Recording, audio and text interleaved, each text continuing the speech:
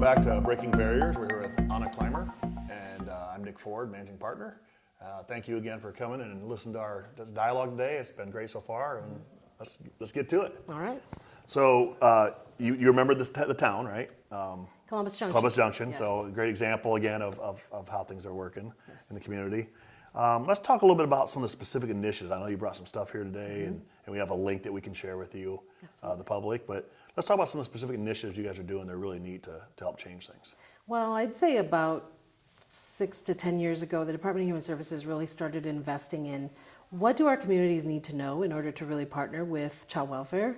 And a lot of that is understanding the disproportionality and disparity that it does occur within our systems, certainly the ones that intersect with our systems also with juvenile justice and corrections, and understanding the data behind it. So one of our first learning exchanges really came in partnership with Casey Family Programs around understanding not just our state data, but kind of the historical context of disproportionality and disparity.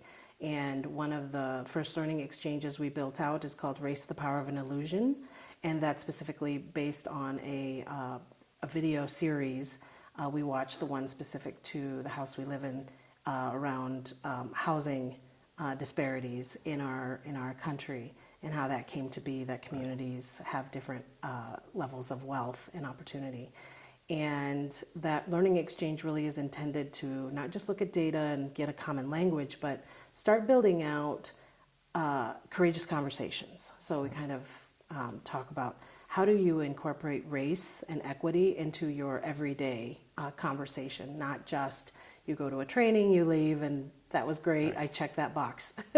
But being able to really incorporate it into day-to-day. From that, we built out the Continuing Courageous Conversations Toolkit with the University of Iowa's Lisa Diano and some of the facilitators for Race: The Power of an Illusion to really promote those ongoing conversations, especially in small towns across Iowa that aren't used to having these dialogues. And certainly if you're a social service provider, you need to have those dialogues when you're serving populations that are diverse.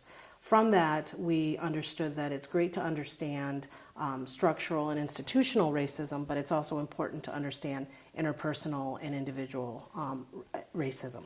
So from that, we worked with Dr. Chris Martin from St. Ambrose University on building out understanding implicit racial bias.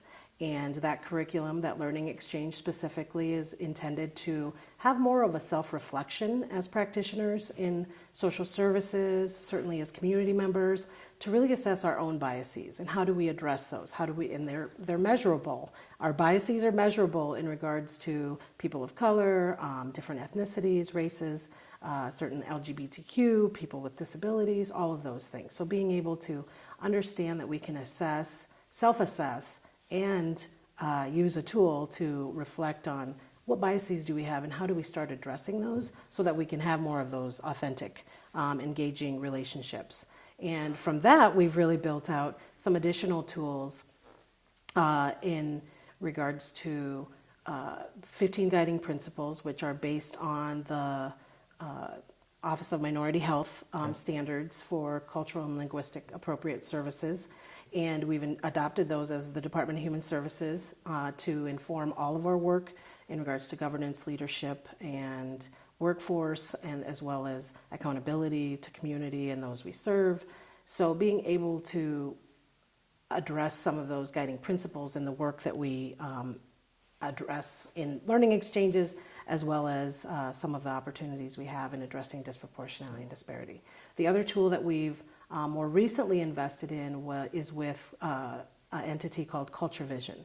So that specifically is intended to be a database by which someone can go seek at least basic information about other cultures and understand what better questions to ask. It isn't in itself the end-all be-all resource. It's have some cultural competence training in addition to understanding some of the basic needs of populations that are different than yours, than you've not engaged with. So if you're wondering about this Salvadoran population that's moved into your community, what do you need to know? And it can give you a context of, in the 80s there was civil war and there was a lot of migration and all of these things.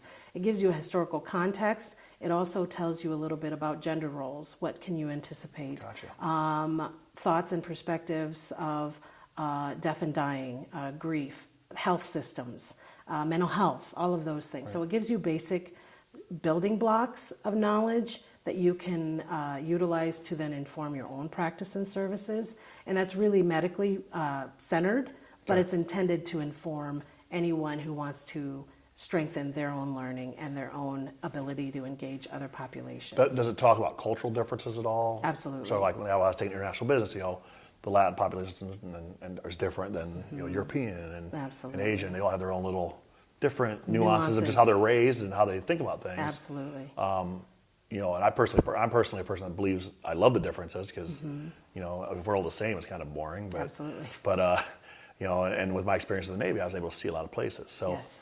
so obviously, when we were growing up in Iowa, it was a little different here.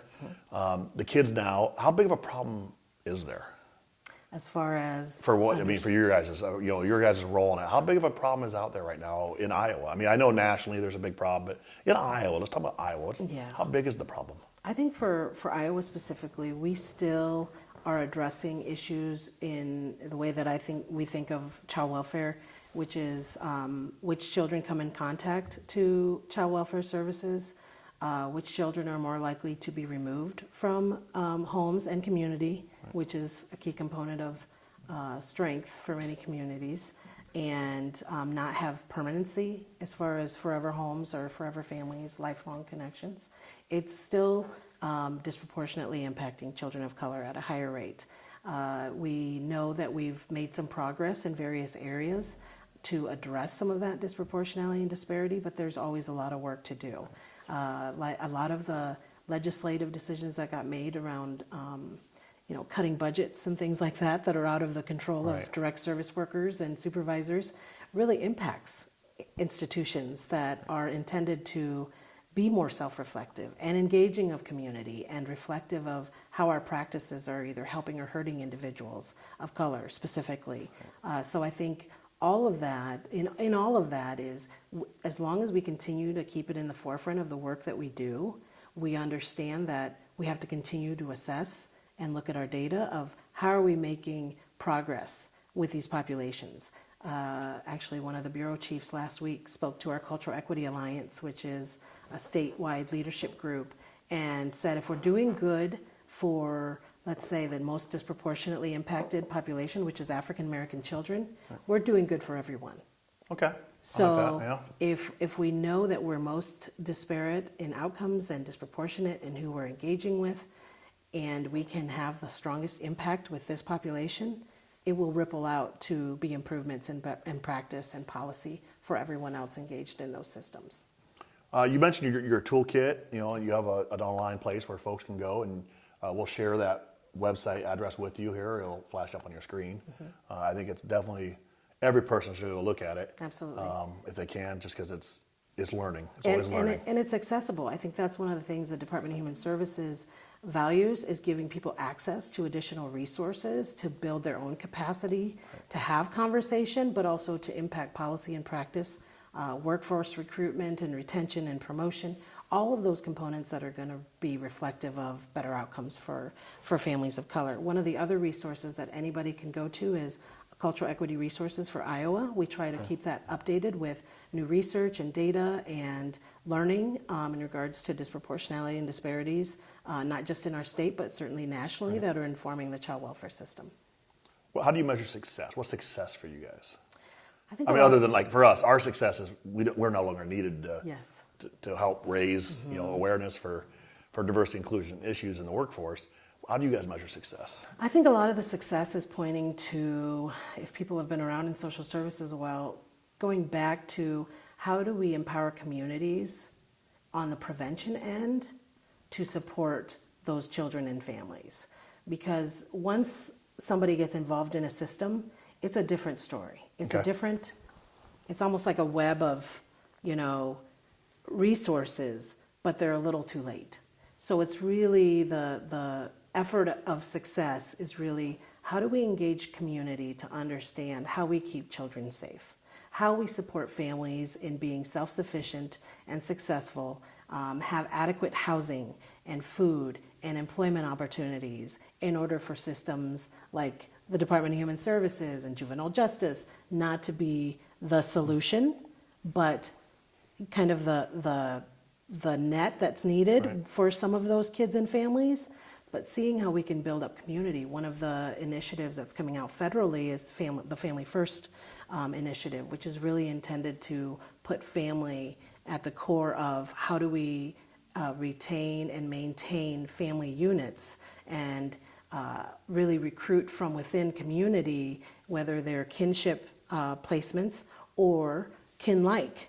Right. Whether I'm the auntie, but I'm really not blood related, Right. I am a support to your child. Part of that village Exactly. mentality. It's really going back to that village mentality of how do we assess and support the communities in which our children and families live in order to ensure they have access to those same opportunities and then help them be successful in that way.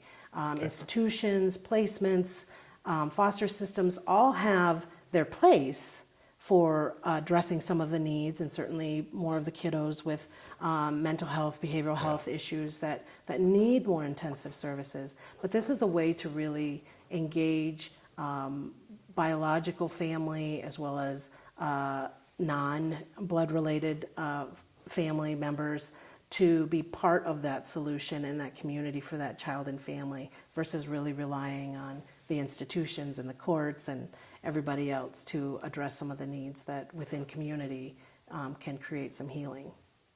Excellent. So we've talked about a couple of the hard parts of it, right? I mean, obviously the budget and financing is always the hard part. Yes. You talked about mental health a little bit, which we can talk a little bit more about. Let's talk about how the inner cities compared to here are, right? The big cities. So, there's been talks of gangs.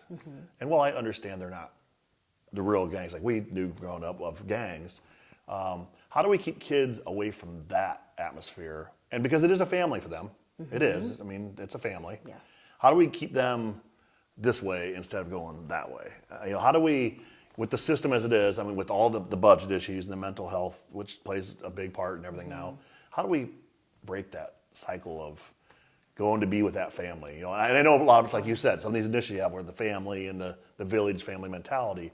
How else are there any other ways we can help that along that? I think that's the $1 million question. I think a lot of times when we see these in the adverse childhood experience realm, they talk about that adaptations, right? Yeah. You find your stability and your healing in ways that always aren't positive. But for you, it's a connection. Right. And when our youth seek out connections and we see that it's not, pro-social or supported for their long-term goals, how do we as community wrap around them versus punish them and send them somewhere to be serviced, right? Come back better. How do we understand some of the barriers that individual families are having and the lack of resources they have in order to address those so that they can be present for children and youth that are starting to go down a certain path? Right. How do we engage school systems and after-school programs to really partner together to say, these are our kids. This isn't your kids from 9 to 5. These are mine it's from our 5 to 9. kids. Yes. So being able to really build those bridges between organizations that serve children and families and understanding where those gaps are, what we as communities are willing to do. What are we willing to do differently that is beyond what we've thought of traditionally, which is often white, middle class, 9 to 5, mentality of how we solve a problem, and really figure out how to authentically engage those youth in resolving some of those issues. And a lot of the times when people seek out those resources, we learn that they are adapting in some way. They want to belong, they want to be part of something. So how do we help them be part of positive things? How do we help build them as leaders? When we see somebody going down a path, do we throw them to the wolves, punishment, or do we come in and say, we can figure this out. Let's do this together. Let's figure out who cares about you, who do you care about, and let's come up with some of your end goals. I think we undervalue the resource in our schools and obviously underpay them and under As a lot a of husband things. of a teacher, I'll agree with Yes, that. that's true. So being able to figure out how we build those bridges, during the day, but also on the off hours. How do we provide more resources that are empowering youth versus just giving them a place to sit or, behave, but really involving them in some of the decisions of what's going to enrich their lives in the future, not just the immediate adaptive needs. Okay, hard question. Ready for the tricky one here? Oh, The boy. courageous conversation here. All So right. I love that term, by the way. It's a hard conversation. I love Absolutely. the courageous conversation. So yes, I agree. These young kids, when they start doing things, you can't just throw them away to the system, whatever you want to call it. I mean, jail, juvie, whatever. But how do we still instill some discipline without getting to that point, and that there's that responsibility and respect? And I'm not talking about any group of kids, because I had teenagers too, and I understand. So, and I struggle with this. Yeah. Obviously kids today are not raised the way we were. Every generation's raised a little differently. How do we still instill that in your guys' mind? What have you seen there that has been good? Because I know some people think of DHS as kind of that part of that cycle. In my mind, it's trying to stop that cycle. But how do we do that still? How do we have that hard part of this piece to put together? That is the challenge. I think one of the hardest parts of that is we undervalue what the parents already value. I believe that almost every parent wants their child to be well and do well. They just don't always have the resources. So how do we as community empower parents, even if it's not, like I said, biological parents, but it's caregivers, it's people that are invested in these youth, give them the tools and resources they need to wrap around those kids. A lot of times outside solutions are, throwing a dart at a target, right? reactionary I think again. this will work, this worked for me, and that's not always the case for everybody. If your culture, your racial or ethnic background, your experiences with systems, law enforcement, corrections, whatever it may be that could negatively impact my future is so different than what a person of color experiences, how can we bridge those two things? Yeah. And I think there's a lot more mentors and leaderships in Black and brown communities across certainly the corridor and across the state that are there and ready and willing to be a resource to these youth and families. And we're just not figuring out the best pathways to connect those two. I think we can't work ourselves out of the problem by continuing to regulate and policy and all of these things. It really goes back to authentic engagement, authentic value of the strengths within community, and recognizing, yes, there's this percentage of the, youth that need to value, whether it's property or person or life, whatever it may be. But the majority of those communities are strong and resilient and have so much to give back. And a lot of the learning that I've done, even in regards to parent empowerment, has been through the Parent Partner Program. So parents that have been through the child welfare program themselves, whether having their children removed or having their rights terminated and or reunified, have been empowered to then take on leadership positions within this Parent Partner Program, and then empower other parents that are just starting this engagement in systems and understanding how to navigate that, and seeing how that program, that initiative in itself that has spread across the state, started out as, let's try this. Because a lot of times the people that can solve the problems are the ones most deeply impacted by them. Yeah, I could see that. So how do you empower those that are impacted by those things to be the resource that those youth need, to be the resource that these social service organizations need, and really value what people bring to the table versus people going into communities and saying, this is how I solve your problem. But really figuring out, we both see this as an issue. You want your children to be happy and healthy and successful. How do we do this together? Okay. What have you seen as the biggest success so far that you've seen in your career? That, I have a friend who helps, and I help with them, and he was discouraged one time, and I said, have you saved one person? He's like, yes. I go, you did it, right? You did it. You saved one person. What's your biggest, greatest feeling so far in the career you've chosen, and kind of talk about that a little bit? Okay. I think for me, it's almost like more on a higher level scale of understanding how we started talking about the importance of thinking with an equity-focused lens, maybe 10, 12 years ago. Yeah.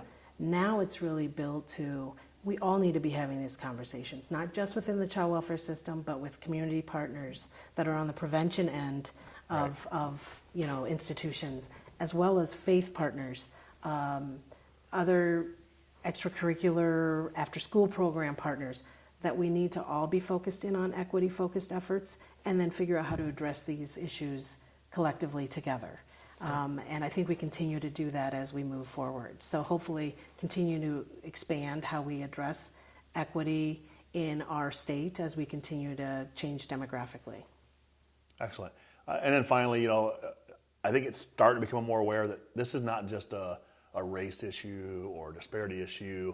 It's an economic issue. Absolutely. Right. So on your side, I think you see that a lot. The communities we mentioned, right? They've revived themselves. Yeah, a few people might have moved away, but as a whole, they're thriving.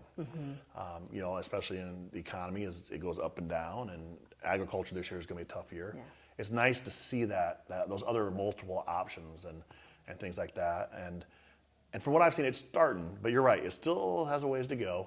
But definitely appreciate everything you guys are doing for that. And again, appreciate your time here with us this morning. And it was a great pleasure meeting you. And we have a little gift for you because, we're nice like that. And, now, of course, as we talked about earlier, it's not the best for us, but our nice. top-ranked mug, Breaking Berries, and some little snacks in there. Wonderful. Thank you so much. Yeah, like I said, true pleasure having you with us, and really enjoyed learning more about your program and some things going on. And like I said, we're not all alone. There's lots of us out here doing things, and it's nice to get us together and have these conversations. Collaboration and communications. And you've got this. You've got my new term, my courageous conversations. So once again, Anand Clymer, thank you again for being with us. I'm Nick Ford, Managing Partner from Top Rank, and the website was shown earlier, and we'll try to show it again here, and as well as our website. And we'll see you next month. Hope you have a great month.